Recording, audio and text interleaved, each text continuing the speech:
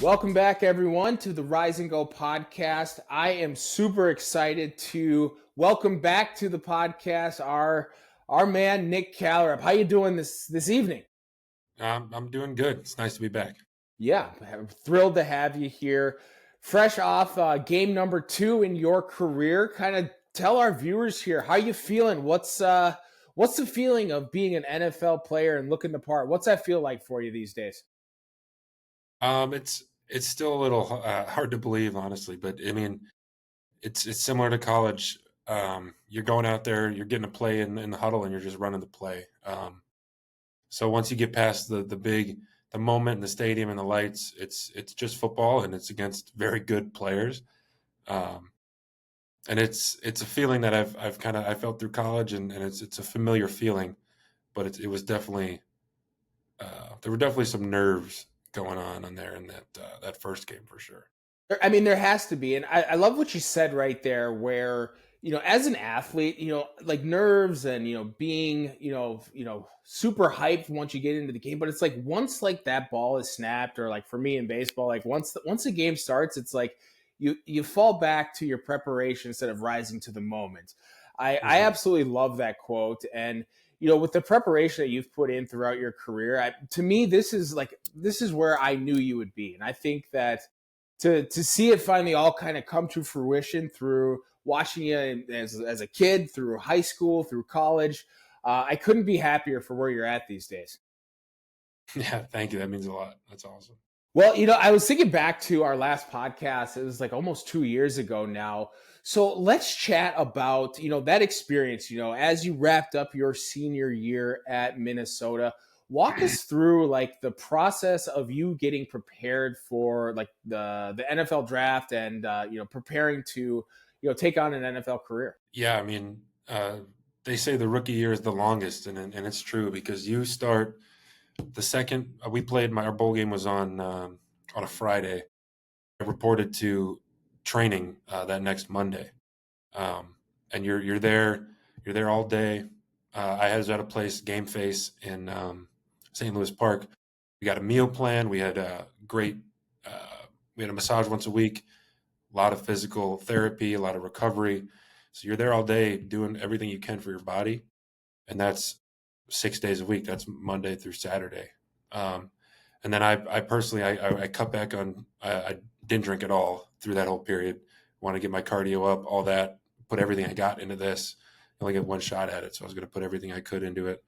Um, but it was really just grinding, training, and then about halfway through is when scouts would start reaching out, coaches would reach out to set up some interviews, and then it was kind of similar to college, where me being a fringe guy of either they're picking me and I'm getting drafted, or I get to pick them. So it was kind of 50-50 of them trying to recruit me to come pick them and why I'm the best fit for them, and then also them trying to get to know me and see, is this a guy we could draft?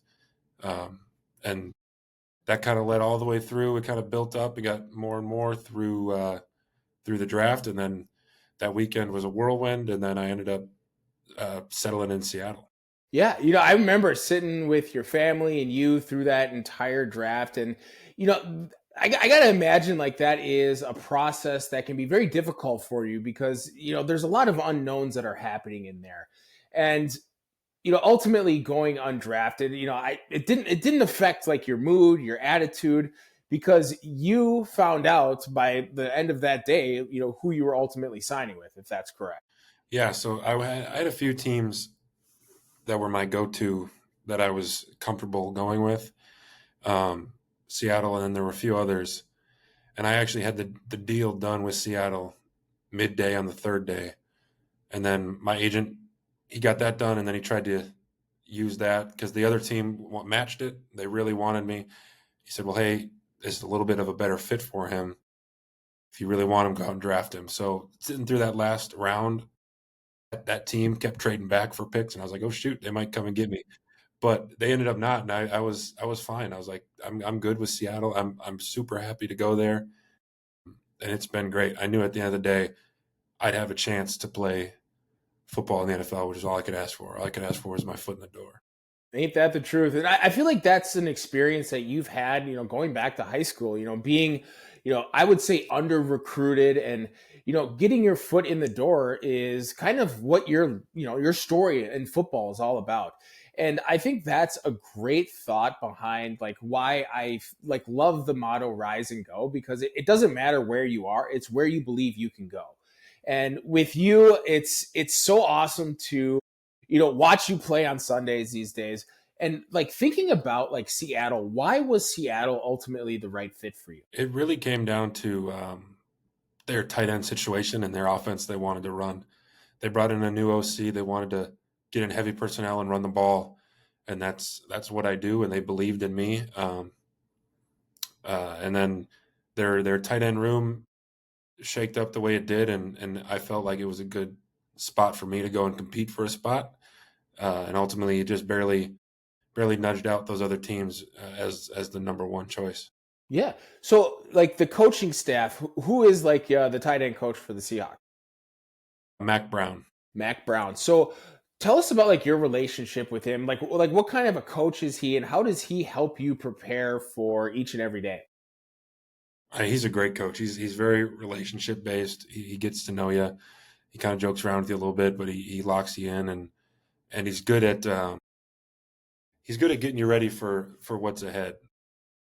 Especially these past couple of weeks where I hadn't been running our offense. I had been doing scout cards, and then we had a tight end go down, which meant I had to step up and play.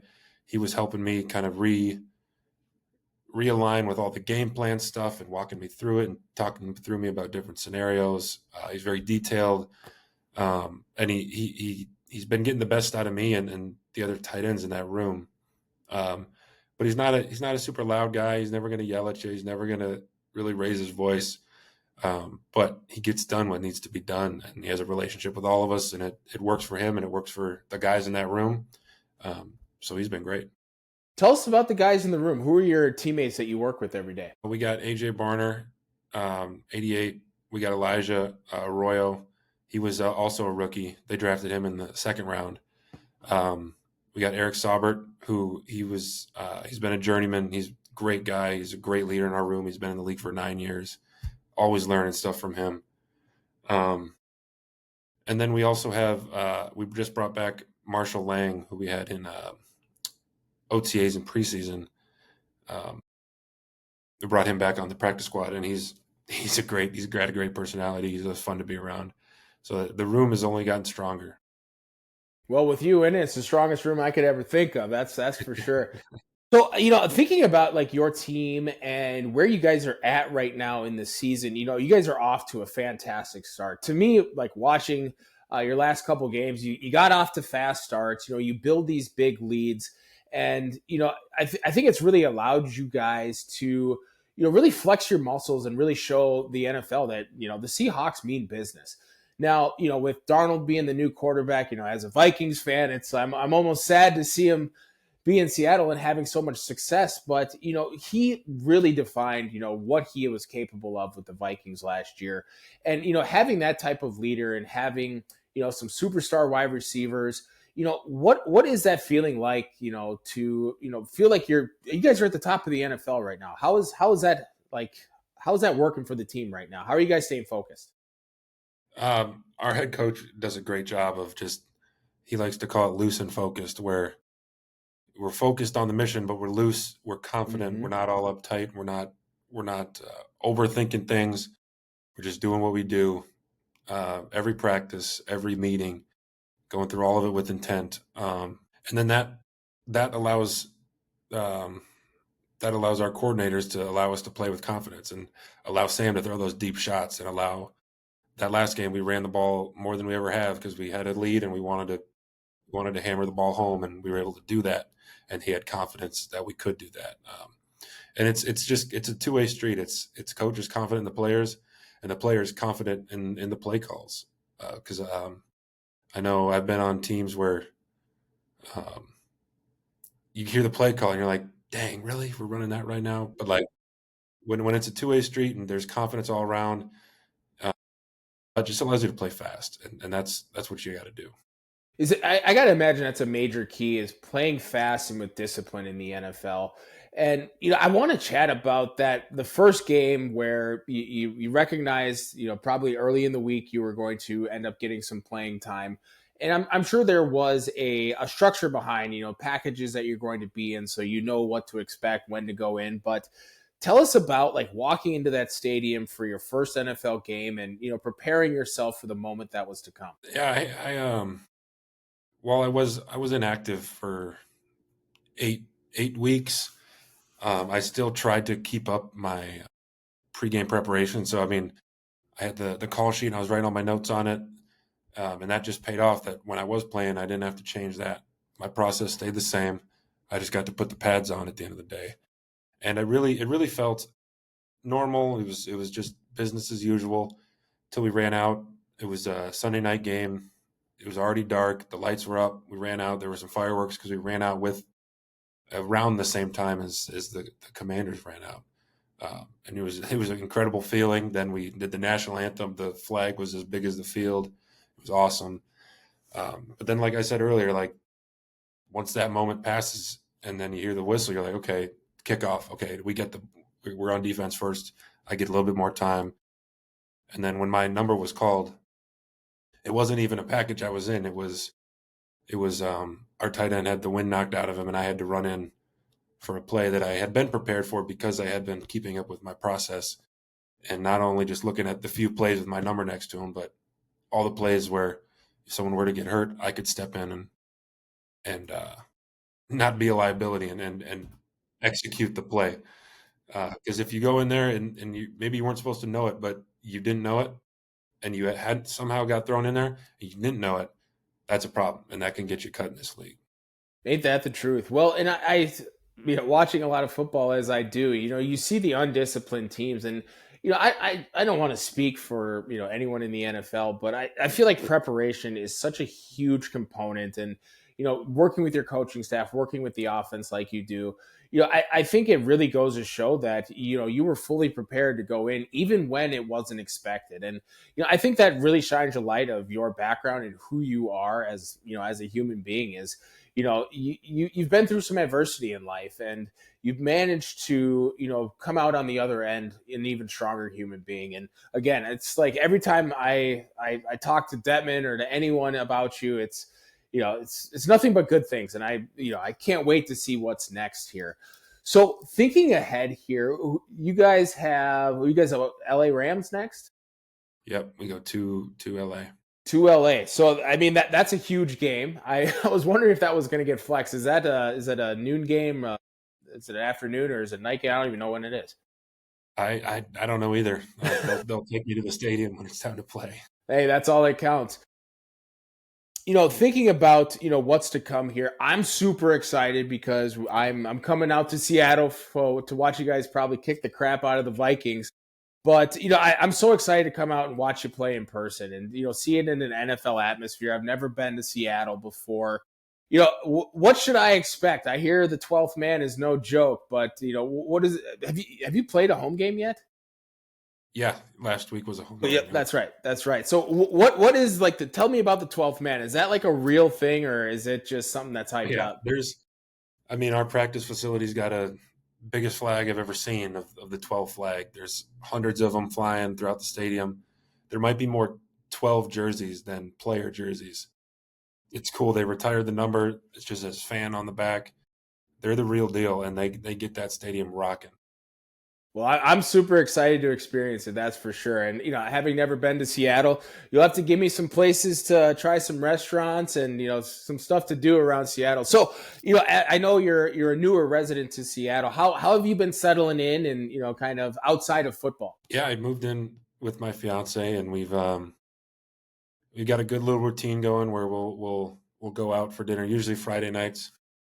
We haven't really checked out a whole lot of spots, but we have found some really good spots. There's a Mexican joint right under our apartment, which we've been back to multiple times. It's great, but I mean, in the summer, I was able to explore a little bit more. But football season, I'm gone 5:30 to 6:30. Like it's football. I come home, study a little bit, go to sleep, and do it over again. So it's really just kind of go and find those cool little food spots.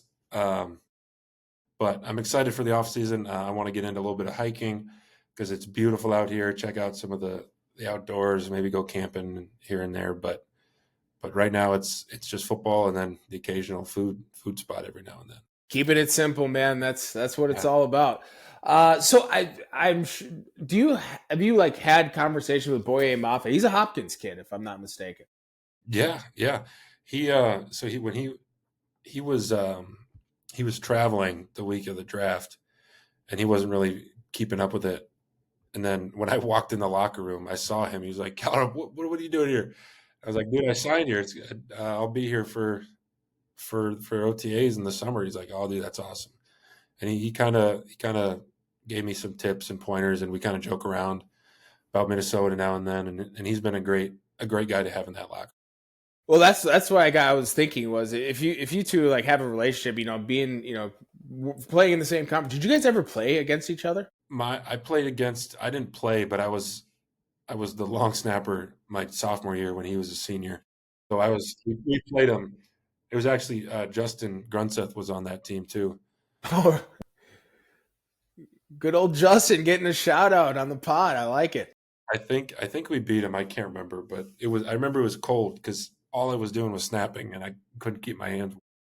Well, I know even back to when I go to high school, I don't think we ever had much success against Wayzata. So it wouldn't surprise me if it was a butt whooping. Well, Nick, I really appreciate you joining us here. I couldn't be happier for you, man. This is something that, I always believed you could get to this level, and it's a true joy to see you out there on Sundays.